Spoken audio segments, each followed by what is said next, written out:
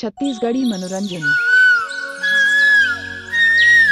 दोस्तों, सबसे पहले चैनल को सब्सक्राइब कीजिए और घंटी का निशान को भी क्लिक कर लें।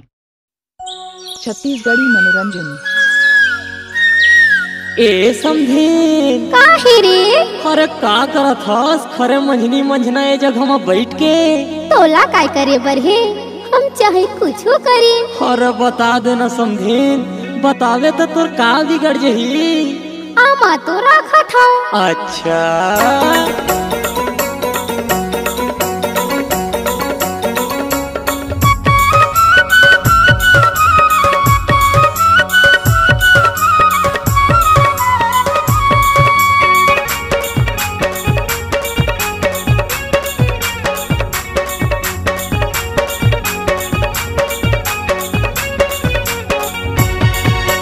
हम फरे हवे गोलवा गोलवा,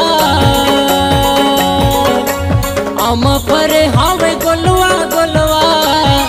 ललचासी लागे वो, ललचासी लागे ना। मोरे समधिन पियाए मतौना, मतासी लागे वो।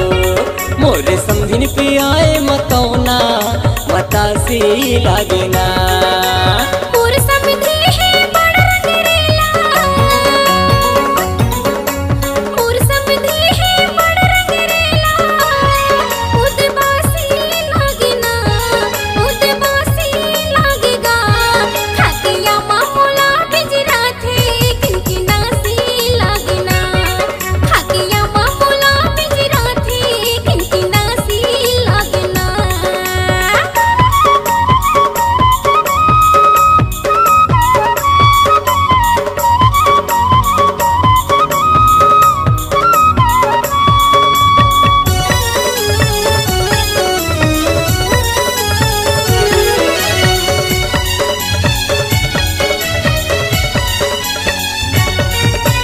तोर सुखराई है समधिन, चंदा सूरज कस लागे वो।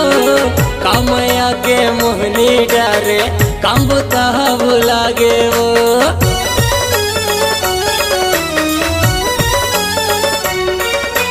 तोर सुखराई है समधिन, चंदा सूरज कस लागे वो। कामया के मोहनी डारे, काम बताव लागे वो। तोरे आमा रस भरे है,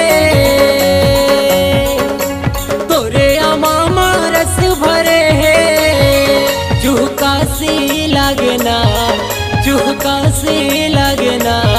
मोरे समधिन पियाए मतौना, मतासी लागे ना। मोरे समधिन पियाए मतौना, मतासी लागे ना।